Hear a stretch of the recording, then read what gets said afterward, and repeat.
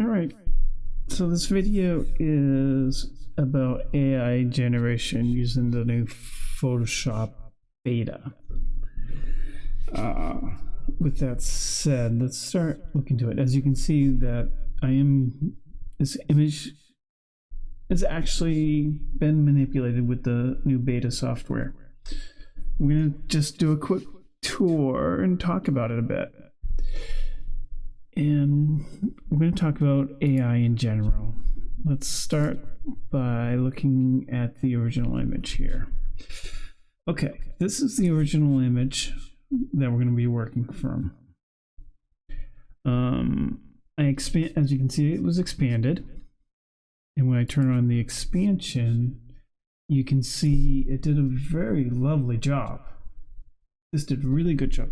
Matter of fact, if I felt I needed to in here to fix this little glitch, I probably could without too much of a problem. As a matter of fact, why don't I show you that real quick right now? So I just want to make sure I'm on a reasonable layer. Why is that floating? And then we can just select, let's just use the lasso tool, that'll be the fastest. Just select the area, as we all know, and just click on generate, and I don't need to put any prompts. It might actually figure it out. It takes a second, not too bad. Gives you a nice little progress bar. Everything here is fine. And survey says no. But we do have a couple different options to take a look at. There we go. That's actually perfect. All right. So this is where the strength of the AI really comes in. For me to fix that, it would have taken me much longer, maybe like 5 to 10 minutes to actually get that right, and depending on how careful I am. Okay, now you see where the strengths are of this AI software. And I'm going to tell you this. This is the same throughout anything out there right now. In fact, Photoshop, the Adobe stuff here, it includes their Firefly on-site stuff, is a little hit or miss, but it's pretty still relevant and pretty equivalent to everything else out there that I've seen and I've played with. Let's go ahead and turn on the next thing. So I tried this one here. It actually did an awful job, because if you look in the glass here, that doesn't look quite right. This stuff here definitely doesn't look right, and it tweaked the whole front. And I'd say that if I was designing, I wouldn't have wanted that. Unfortunately, the car that they did add in is just horrendous. And this is probably, I think, the best option I had when I did the prompt. As you can see, I just put in race car. And this is the first option they gave me. Again, it's tweaking the things that really shouldn't have here. But that might have had to do with the way I selected things. So I was like, okay. So I'm not happy with any of this, and I'm just playing around anyway. So why don't I try something different? So I did. I chose, as you can read, let me make sure I'm on the right layer, Steampunk Race Car. Gave me something. And zooming close to that car that they added. Luckily this time it didn't mess with the Ferrari. But it's so far away that it's kind of a background image. I wouldn't keep this, unfortunately. The shape I like for the most part.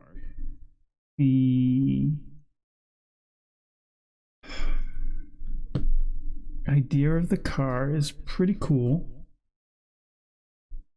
but it's really funky and wonky. So it doesn't work. The other two options are no better. Matter of fact, I think that was probably the better out of the bunch. Here's another alternative, which again, funky shape, but kind of weird shape. It doesn't work. All right, fine. Let's generate another set so you guys get a sense of what's going on. Just gotta give it a second, and it should be fine. All right. So you know my computer isn't the newest. It's a couple generations off, and even that includes the graphics card. But for speed-wise, this is what the. Anyways, this speed-wise, the computer itself isn't too bad. What the? That is bizarre looking, and does not work even all. Let's take a look at the next option. Yeah.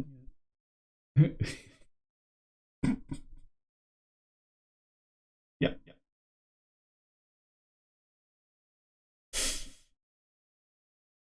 Hilarious, but no.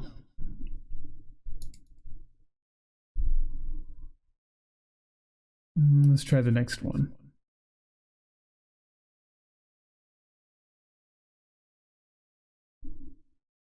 Oh, I'd hate to be in that store. And what did they do? What is that?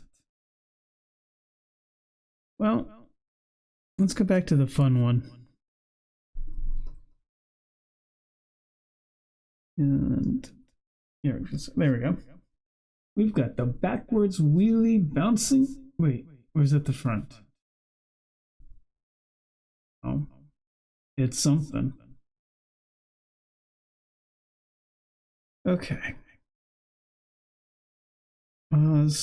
My point here is really everybody's got to chill out, calm down.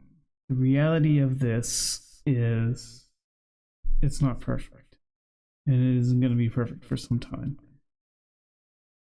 The goal, at least for Adobe anyways, is to give us a new tool to work with, to expand and speed up our workflow, which is probably the best idea in the solution. That's why they're doing their effort to try to minimize any copyright infringements on the tools that they create.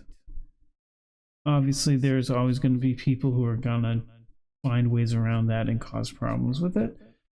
But if they continue to try to go the route that Adobe's going, this is probably the best solution. You gotta realize Adobe is using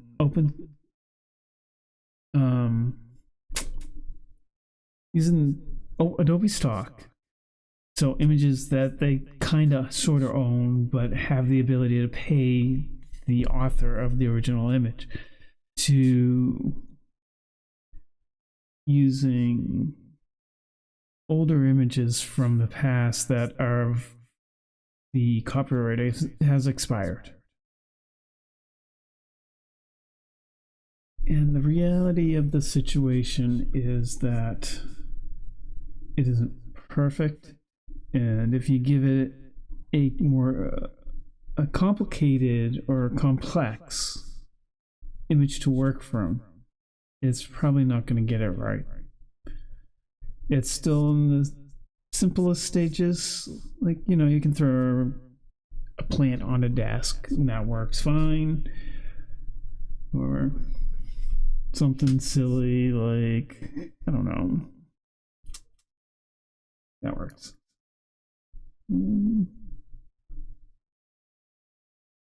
Something simple like a tree in the road. That should work, I would think. It's gotta be simple enough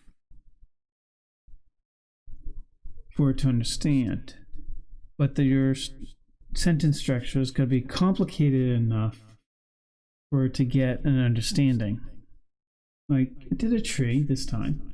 It's in the middle of the road. It's nice that it's giving you a few options.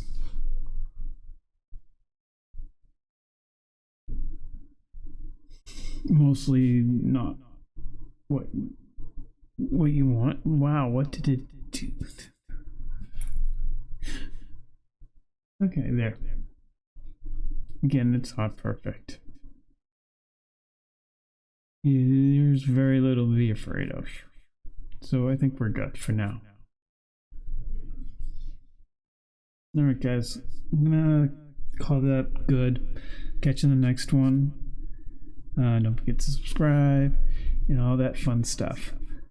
And to continue the conversation, please leave a comment down below so we can expand and talk more about it.